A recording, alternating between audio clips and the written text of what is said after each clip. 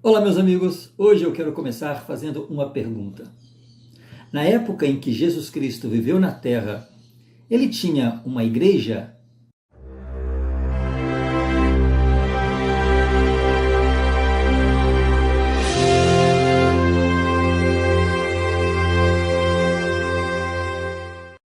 Sim, ele tinha uma igreja. Como eu falei, hoje milhares e milhares de igrejas professam a igreja de Jesus Cristo. Mas e a igreja dele? Ele organizou uma igreja? Ele tinha uma igreja dele? Várias escrituras bíblicas falam de igrejas. O Novo Testamento está repleto. Quando encontramos lá em Mateus, no capítulo 16, ele estava conversando com os discípulos e em um momento dado ele pergunta para os discípulos o que eles pensavam sobre ele. Mas quando toca a Pedro, Pedro responde para ele e ele fala: Pedro, para você quem eu sou? E o Pedro fala: você és o Cristo, o Filho de Deus. E ele fala: eu também te digo, tu és Pedro. E sobre esta pedra edificaria a minha igreja, e as portas do inferno não prevalecerão contra ela.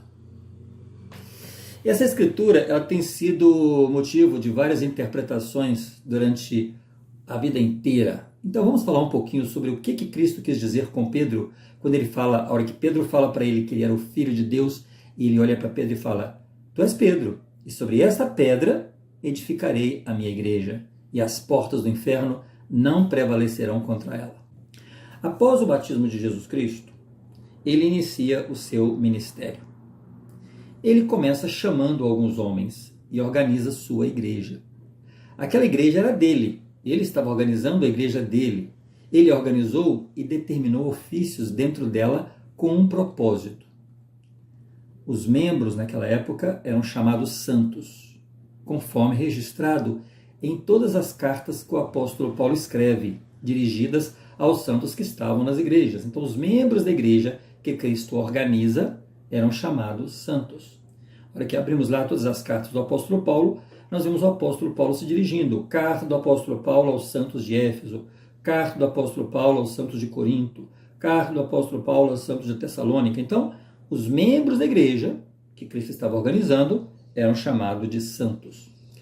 A perseguição nessa época por parte dos judeus, que veem naquela organização, naquele homem que estava pregando e na sua doutrina, uma afronta à crença judaica, ao judaísmo. Eles não aceitam que ele dissesse que era o Messias, o Filho de Deus. Os judeus, eles incitam então os romanos e ele então é crucificado. Ele fala para os romanos: olha, se não tirar esse homem daí, ele é uma ameaça para o Estado. A igreja de Cristo era dirigida por revelação. Então, o que compunha a liderança desta igreja que ele organizou, era ele como apóstolo, era ele como profeta, e os 12 homens que eram os apóstolos. Isso nós encontramos lá em Lucas, no capítulo 6, nos versículos de 12 a 13. Então, sim, ele organizou essa igreja. Quando o apóstolo morria, eles se reuniam e, por revelação, outro era chamado. Isso podemos confirmar lá em Atos dos Apóstolos, no capítulo 1, nos versículos de 12 a 26, quando Judas ele se mata por ter negado ter traído Cristo. Então ele se reúne os apóstolos para escolher um novo apóstolo que ocuparia o lugar de Judas. E é escolhido então Matias. Mas isso sempre pelo princípio de revelação. Nesse período, a igreja era formada pelos seguidores, né? E entre eles haviam romanos convertidos, haviam gregos convertidos e haviam também judeus convertidos. Cristo é perseguido, Cristo é morto, os apóstolos também são perseguidos e mortos. Com a perseguição acirrada, morria um apóstolo e já não conseguiam se reunir para chamar outro. Então, a igreja se mantém, mas agora quem dirigia a igreja eram os membros comuns. A liderança da igreja, a presidência da igreja já não existia. Cristo e os apóstolos. Muito bem, e o que aconteceu? Essa situação ela começa a alterar a essência da igreja original. É o princípio do afastamento do modelo estabelecido por Jesus Cristo. Ele cita isso, inclusive, é como vinhos novos em odres velhos. Por quê? Porque aqueles convertidos, como não tinha mais ele e os apóstolos, aqueles convertidos tentavam trazer para aquela igreja de Cristo as tradições que eles tinham em suas crenças anteriores. Então, por exemplo, os romanos tinham vários deuses, os gregos tinham vários deuses, e agora eles passam a frequentar a igreja que Jesus Cristo tinha organizado e que a fé era dirigida somente a um Deus, que era o pai dele, Deus. E então, por isso que ele fala, vinhos novos em odres velhos, isso não deve acontecer, isso está na Escritura, né? Esse período da igreja em que não tem mais Jesus Cristo e os apóstolos não estão entre eles, é chamado de apostasia. O que é a apostasia? É o afastamento da verdade. Isso nós encontramos lá em 2 Tessalonicenses, no capítulo 2, versículo de 1 a 3. Ele fala sobre a apostasia que aconteceria na igreja quando Cristo fosse retirado e os apóstolos também. Então, começam a tentar introduzir essas coisas diferentes na igreja, começam a se afastar da essência, da origem, e isso é que é chamado de apostasia. Historicamente, Roma passava por situações político-econômicas conturbadas. Os cristãos se reuniam com permissão do governo romano, desde que não afrontassem a ordem estabelecida. Ninguém podia atacar a igreja romana. Então havia essa permissão de reunião para outras crenças. Neste contexto, então, é quando surge um personagem chamado Constantino I. Esse Constantino, ele era um imperador, ele era pagão, ele adorava outros deuses, mas percebe na fé cristã uma oportunidade de fortalecer o poder do Império Romano, porque, como eu disse, Roma estava em decadência política e econômica. No ano 313 depois de Cristo, ou seja, 313 depois que Cristo já estava morto, esse imperador ele publica um édito chamado Édito de Milão. E esse édito é que legaliza o cristianismo. Então, a igreja de Cristo, ela se reunia de forma clandestina. No ano 313 depois de Cristo, então, através desse édito, ele legaliza o cristianismo. Com o crescimento, então, dos cristãos, passa a apoiá-los politicamente. Mais tarde, uns anos depois, no ano 380 depois de Cristo, um outro imperador chamado Teodósio I, através dele o cristianismo se torna a religião oficial do Estado. Olha interessante, olha a história como foi. Isso um católico muitas vezes não conhece. É importante você que é católico fazer essa pesquisa e ver que essa foi a história. Então voltamos lá, deixa eu repetir aqui. No ano 313, Constantino ele não foi o fundador da Igreja Católica, ele era um imperador. Mas ele faz uso então daquela crescente popularidade do cristianismo e ele publica esse édito de Milão, essa lei, legalizando o cristianismo em Roma. No ano 380 depois de Cristo, esse outro imperador, chamado Teodósio I, ele então torna o cristianismo como a religião oficial do Estado. Com a morte de Cristo e dos apóstolos e com a igreja já inserida no contexto político, decisões passam a ser tomadas por homens e não mais por revelação como no início.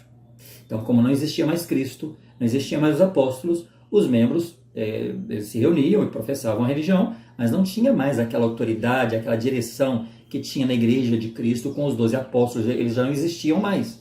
Sendo assim, os homens é que liam as escrituras e interpretavam e comandavam a igreja como eles acreditavam que deveria ser. Quando líderes da igreja passam a disputar posições de autoridade, é quando surgem divisões.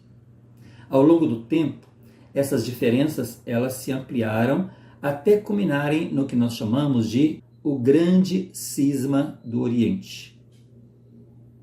E esse cisma ele vai separar as tradições religiosas dentro dessa igreja cristã, que até então era dirigida, porém já sem essa autoridade de Cristo e os apóstolos.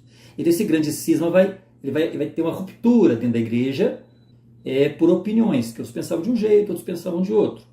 Uma das grandes mudanças introduzidas ao longo do tempo, por exemplo, foi o batismo de crianças, que até essa data não existia. a Bíblia, vamos pesquisar, você que é católico, fervoroso, dedicado, se você pesquisar de Gênesis até o Apocalipse, você não vai encontrar nenhum relato de um batismo de crianças. Então, a partir daí, é uma das alterações que começam a entrar na igreja de Jesus Cristo, esse batismo por aspersão, o batismo de crianças. Essa prática é que ela se consolida nos primeiros séculos dentro da estrutura da igreja institucional, que agora era a igreja do Estado. Certa vez, Jesus Cristo pergunta, aí voltamos lá no início, vamos lembrar agora o que ele disse para Pedro. Ele reunido com os discípulos, só relembrando a escritura, ele reunido com os discípulos, ele pergunta para eles quem eles achavam, que eles pensavam que ele era. E um fala, você é isso, você é o carpinteiro, você não sei o que, você... Ele olha para Pedro e fala, e Pedro, para você, quem eu sou? E Pedro olha para ele e fala, tu és o Cristo, o Filho do Deus vivo. Cristo então olha para Pedro e diz, tu és Pedro, e sobre esta pedra edificarei a minha igreja. Neste momento, a pedra a que se refere aqui não é a pessoa de Pedro, mas a revelação que ele recebeu. Enquanto outros expressavam opiniões humanas, o que eles achavam que era, Pedro ele declara uma verdade absoluta revelada por Deus, que é a base da igreja de Cristo, a revelação. Não foi os homens que falaram para Pedro quem Cristo era. Ele, por revelação, sabia que Cristo era o Filho de Deus. Então Cristo fala, tu és Pedro, e sobre esta pedra, esse princípio de revelação, a minha igreja vai ser fundada. O nome Igreja Católica, por exemplo, foi utilizada pela primeira vez por um cristão chamado Inácio de Antioquia, lá por volta do ano 110 depois de Cristo. Por isso você não vai encontrar o nome católica em nenhuma parte da Bíblia. Então ela foi usada, um membro da igreja, que era esse Inácio de Antioquia, ele vai usar pela primeira vez esse nome católica, como o sentido de uma igreja universal. A partir de então, ao longo dos séculos, foram sendo introduzidas mudanças em relação à igreja primitiva que Cristo havia organizado. As práticas que foram introduzidas posteriormente, elas começam então a acontecer. Ao longo do tempo, tanto as práticas e as doutrinas, elas foram sendo introduzidas pouco a pouco, mas pouco a pouco também ia se afastando daquele padrão da igreja que Cristo estabeleceu quando ele vivia com os seus apóstolos. Por exemplo, o que foi introduzido nessa igreja que não existia na igreja que Cristo organizou? Oração pelos mortos. Em nenhum momento da Bíblia você vai encontrar, em nenhum momento de Gênesis a Apocalipse, não vai encontrar Jesus Cristo ou os apóstolos orando para mortos. Lá, a partir do século IV, é que essa tradição, esse costume vai ser introduzido na Igreja Católica. Outro, a veneração dos santos.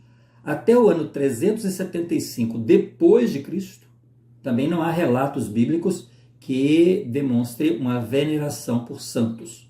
Quando você falava, quando você venerava, era a Deus. A doutrina do purgatório, ela foi introduzida nessa nova igreja, na Igreja Católica, no ano 593 depois de Cristo. O culto à Virgem Maria, também você não vai encontrar na Bíblia em nenhum momento ninguém venerando a Virgem Maria. O culto à Virgem Maria foi introduzido pela Igreja Católica no ano 650 depois de Cristo. O uso e imposição de imagens religiosas, que na Bíblia também é inclusive condenado. Então essa adoração à imagem, a veneração à imagem, de ajoelhar a imagem, de levar a imagem em procissão, isso foi introduzido pela Igreja Católica no século VIII, ou seja, mais ou menos 787, ano 787 depois de Cristo. Isso é tudo história, é só pesquisar. O uso de velas em rituais religiosos também não existe na Bíblia, ninguém acendendo velas para ninguém. Isso foi difundido a partir do ano 850 depois de Cristo. O uso de sinos, o repicar de sinos nas catedrais, também não existia isso na Igreja de Jesus Cristo. Isso foi introduzido pela Igreja Católica no ano 965 depois de Cristo. O celibato obrigatório do sacerdócio, ou seja, não casar, ficar solteiro como lei, como regra, isso sucedeu a partir do ano 1074 depois de Cristo. O uso do rosário, não existe ninguém rezando terço na Bíblia, ninguém fala de terço na Bíblia. Isso foi também criação da Igreja Católica.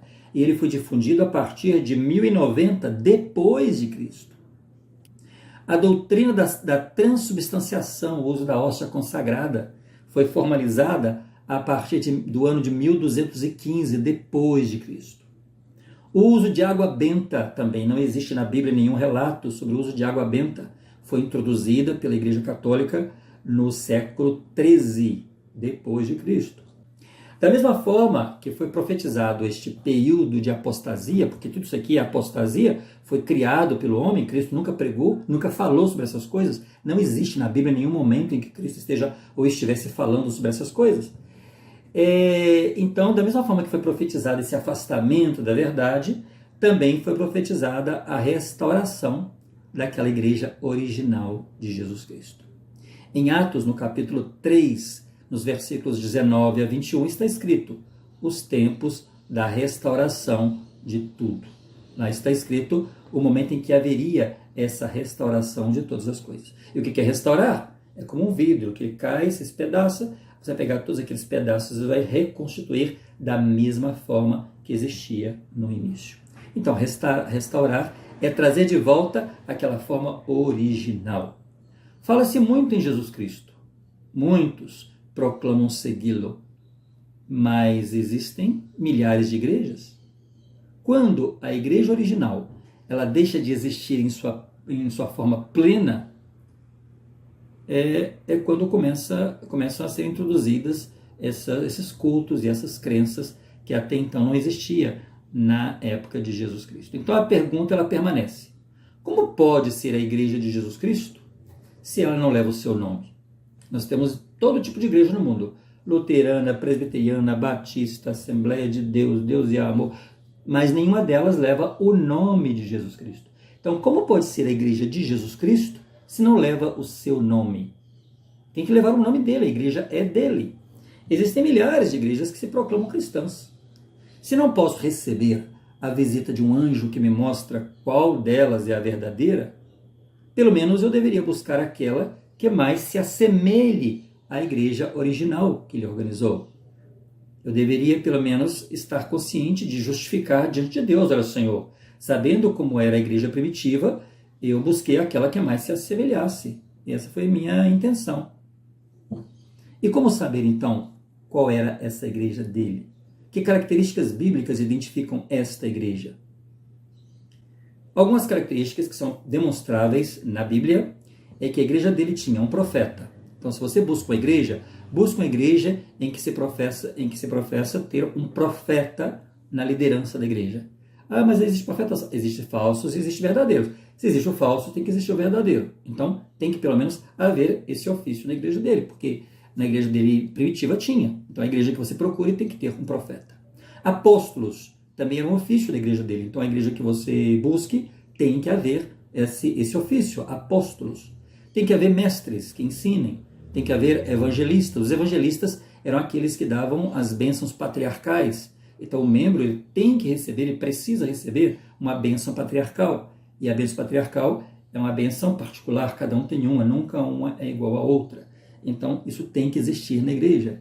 Bispos e casados, porque lá em Timóteo fala que o bispo deve ser casado, marido de uma mulher, e lá fala: aquele que não sabe governar a própria casa, como vai governar a casa de Deus?